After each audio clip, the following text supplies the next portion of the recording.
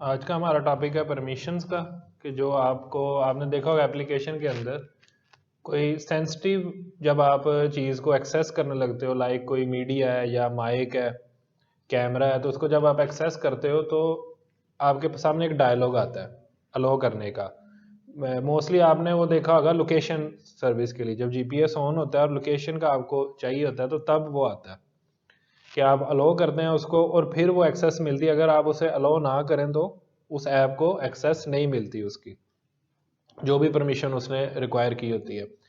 तो इसके लिए आपको सबसे पहले तो अपने बेनिफिट्स में वो परमिशन डिफाइन करनी पड़ती है कि आपकी एप्लीकेशन को कौन कौन सी परमिशंस रिक्वायर है। उसके लिए आप लिखते हो यूजेस परमिशन, और इसके अंदर आप उस परमिशन का नाम लिखते हो। इंटरनेट परमिशन, अगर आपकी ऐप ने इंटरनेट से कोई डाटा लाना ले जाना हो तो उसके लिए आपको इंटरनेट परमिशन देनी पड़ती है। अब कुछ परमिशन ऐसी हैं जिनके लिए डायलॉग नहीं आता, लाइक इंटरनेट की परमिशन।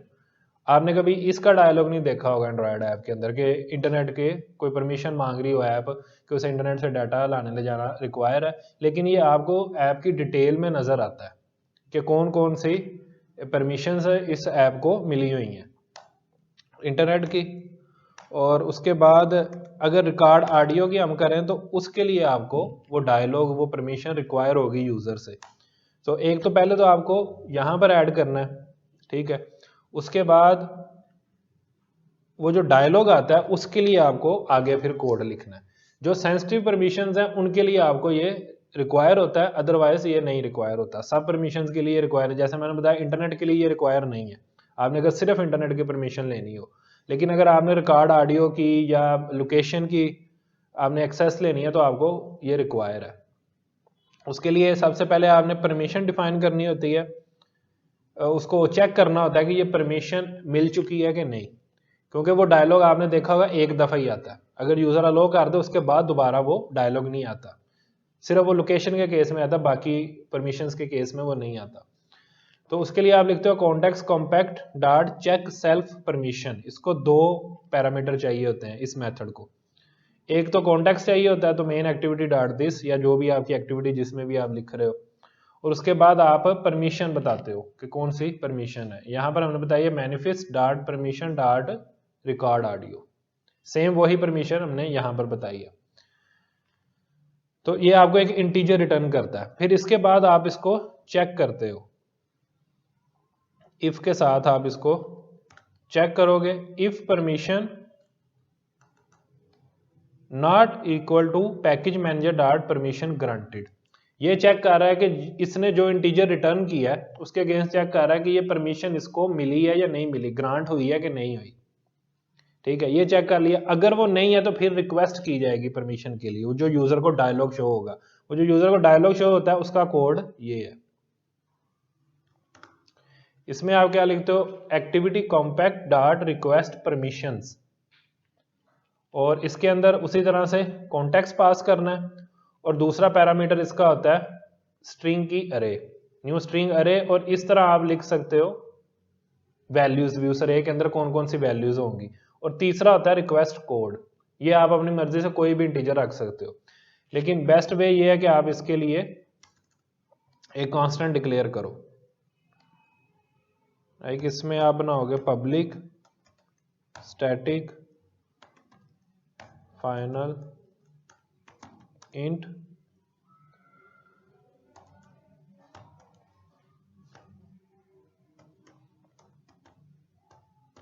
कार्ड ऑडियो परमिशन, कोई भी आप नाम रख सकते हो, परमिशन कोड, और इसकी कोई भी 1 2 4 कोई भी आप अपनी मर्जी से वैल्यू रख सकते हो। तो इसको आप यूज़ करो, इससे ये होगा कि ये मिक्सअप नहीं होंगे, गलती के चांसेस नहीं होंगे। आप इस तरह की वैल्यू स्टैटिक वैल्यूज ना यूज़ करो, आप उसके लिए कॉन्स्टेंट्स को डिक्लेयर कर लो।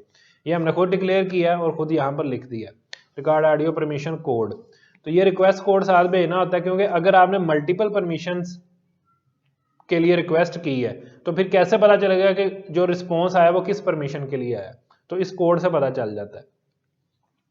अब जब ये चलेगा तो डायलॉग सामने आ जाएगा यूजर के। अब नेक्स्ट आपको क्या करना है, डायलॉग आ गया, अब वो अलो करता है या नहीं करता ये अब यूजर के ऊपर है। उसका कॉल बैक आपको मिलता है मेथड के अंदर। इस मेथड में आपको उसका कॉल बैक मिलेगा। वो मेथड है ऑन रिक्वेस्ट परमिशन रिजल्ट। ठीक है, ये मेथड आप ओवरराइड करोगे, इसके अंदर आपको वो रिक्वेस्ट कोड भी मिल रहा है। तो सबसे पहले आप ये चेक लगाओगे, if request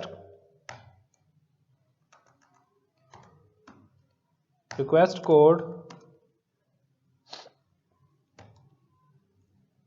record audio permission के रिक्वेस्ट कोड जो है वो इसके बराबर है, तो आप आगे अपना प्रोसेस करो। क्योंकि इस केस में आपको अब कंफर्म है कि ये जो रिस्पॉन्स आया ये रिकॉर्ड ऑडियो परमिशन के केस के लिए आया है।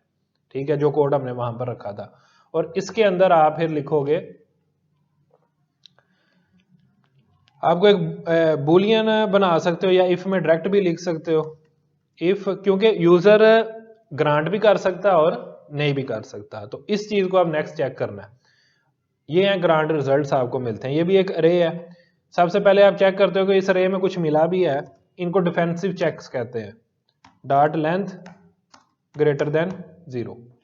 सबसे पहले तो ये हो कि इसके रिजल्ट के अंदर कुछ ना कुछ पड़ा हो, एम्प्टी रे तो नहीं मिल गई, ये तो ग्रेटर देन 0। और उसके बाद आप फिर चेक करोगे एंड, क्योंकि ये अरे है और इसके 0 इंडेक्स पे आपको वो परमिशन के बारे में बताता है। 0 इंडेक्स पे पड़ा होगा कि इसके अंदर ये ग्रांट हुआ है कि नहीं हुआ। और हम ग्रांट कैसे चेक करते हैं, ऊपर अभी हमने यहां पर चेक किया था इससे, package manager dot permission granted. तो यही दोबारा हम यहां पर भी यूज करेंगे कि ग्रांट रिजल्ट के अंदर अगर तो ये मिला तो इसका मतलब है परमिशन जो है वो ग्रांटेड हो गई है। ठीक है जी, यहां पर अब आप